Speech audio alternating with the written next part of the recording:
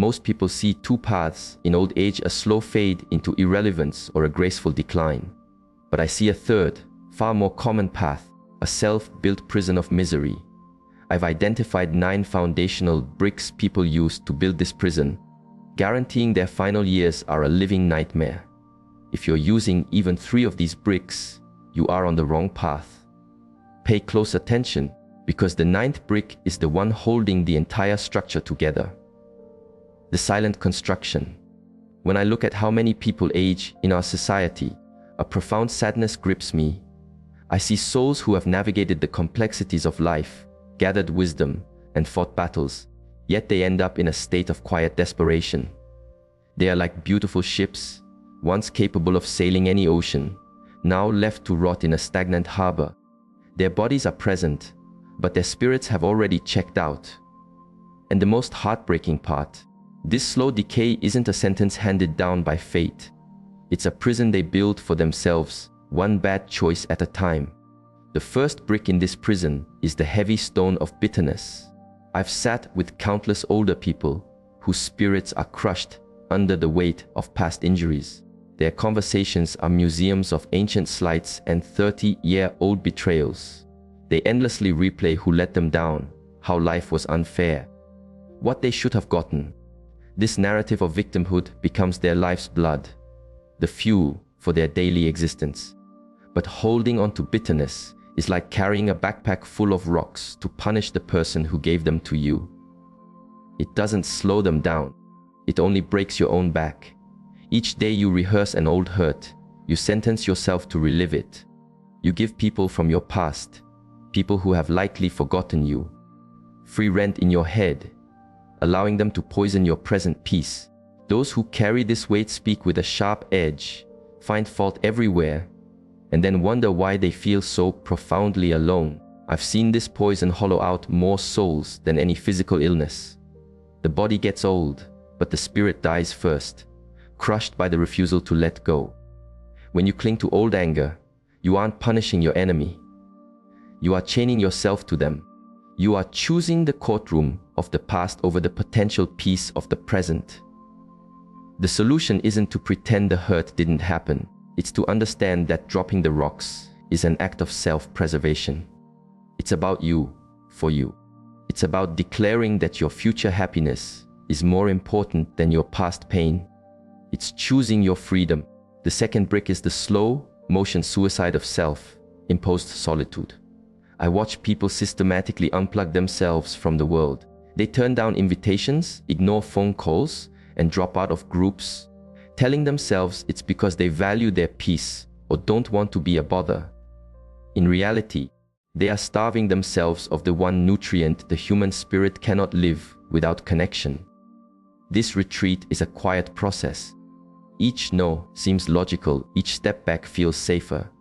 But these small steps eventually build an impenetrable wall. The wall does keep out trouble, but it also keeps out love, support, laughter, and the very energy of life that flows between people. I have met elders who live in an echo chamber of silence, their days measured by the ticking of a clock, not by human interaction. There's no one to share a simple joy with, no one to call if they fall, no one to notice if their light starts to dim. Their homes are filled with photos of a life they no longer participate in. This isolation is often rooted in a fear of vulnerability, masked as strength. They'd rather fade into loneliness than admit they need someone, that they still have the fundamental human need for community they were born with. But we are tribal creatures. We are not designed to be solitary. The elders who flourish are those who treat their relationships like a garden. They water them, tend to them, and continue to share the fruit of their wisdom. They know that connection is not a weakness, it's the very definition of a life well lived. The third brick is the atrophy of a closed mind. I see it all the time. People hit retirement and their brain goes into standby mode. They stop reading challenging material. They stop debating new ideas. They stop learning new skills. They trade intellectual curiosity for passive entertainment and then complain about feeling foggy, bored, and irrelevant. Your mind is not a storage container, it's a living muscle. If you stop exercising it, it shrinks. If you only feed it the same old thoughts, it gets stuck in a loop, unable to adapt, unable to grow, unable to find solutions. You become a relic of your former self. I've watched sharp, intelligent people become intellectually frail because they bought into the lie that learning is only for the young. They decided they were too old for that, and in doing so, they built the walls of their own mental prison. But the most alive elderly people I know are perpetual apprentices of life. They're learning to use a tablet, they're reading history, they're debating politics. They understand that curiosity has no expiration date. Keeping your mind engaged is not about staying young, it's about staying fully human.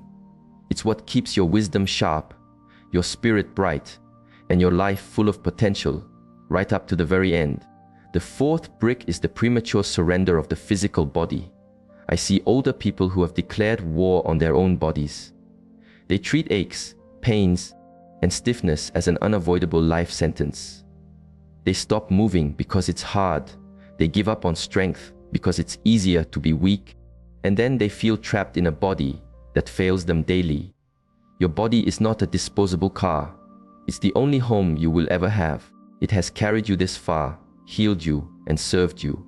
It deserves your partnership, not your resignation. The truth is, much of what we call aging is simply the physical result of giving up. The loss of mobility, the chronic weakness, the constant pain, these are often symptoms of neglect, not of time. I have met 80-year-olds who are more vital and agile than sedentary 50-year-olds. The difference is not their genes, it's their choices. They chose movement over comfort. They chose to be a partner with their body instead of its adversary. Physical vitality in later life is not about looking 30 again. It's about having the freedom to walk in the park, to pick up your grandchild, to live without being a prisoner of your own physical limitations. It's about having a body that can support the life you want to live. The fifth brick is the great emptiness of a life without purpose. I see people who worked for 40 years, building a career and an identity, and the day they retire, they fall off a cliff. They believe they've earned a life of doing nothing. But the human soul is not designed for nothingness. We are engineered to be useful, to contribute, to have a reason to get out of bed in the morning. A life without purpose is a slow motion collapse of the spirit. I have seen high achievers become sick, anxious, and lost within a year of retirement. They thought they wanted a life free of responsibility, but what they found was a life free of meaning. The elders who glow with life are those who understand that purpose is not a job title, it's a verb, it's about action. They may have retired from their career, but they have not retired from contribution. They mentor, they volunteer, they create, they share their wisdom. They find a way to answer the question, why am I still needed? Purpose is the engine of a meaningful life. It's the conscious choice to stay in the game, to keep offering your gifts, no matter your age. The sixth brick is a hollow spirit in the face of mortality. As you age, the superficial distractions of life begin to fall away. Your career ends, your physical prowess wanes, friends pass away, and you are left facing the ultimate questions. Who am I, really? What was this all for? What comes next? Without some form of spiritual anchor, these questions can unleash a storm of terror. I have counseled elders who spent their lives chasing money and status, only to find that their achievements are a thin blanket against the cold reality of their own impermanence. They become terrified of death, clinging desperately to anything that makes them feel young, anything to avoid the great spiritual questions of existence. But those who have cultivated an inner life, whether through faith, meditation, nature, or deep reflection, approach this final chapter with a profound sense of calm. They see themselves as part of a story that is larger than their own ego. They understand that death is not a failure, but a natural transition. Developing your spiritual core is not about religion. It's about building the inner strength to face the end with peace and dignity, not fear.